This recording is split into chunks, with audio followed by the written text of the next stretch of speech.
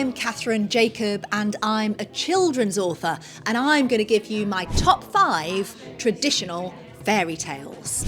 At number 5, Cinderella, a rags to riches tale of a girl who starts off cleaning the shoes and the house and the toilets of her ugly sisters and stepmother, and gets to go to the ball in a carriage made from a pumpkin, of all things, from her fairy godmother.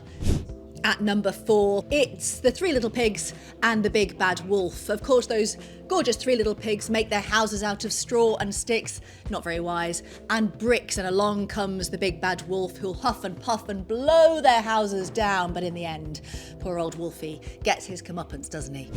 Number 3, Rapunzel, the story of a poor girl who has to live in a very, very, very high tower, locked away by her wicked Mother Gothel, who's stolen her as a baby. She has to spend her time letting down her hair, getting a real headache as well from people climbing up it, but she manages to escape. And of course, once again, it all ends happily ever after.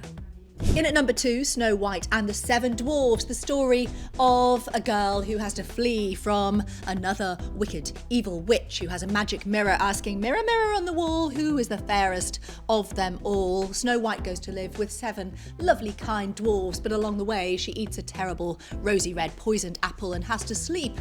Luckily, a handsome prince comes riding by and gives her true love's kiss to wake her up, and it all ends happily ever after.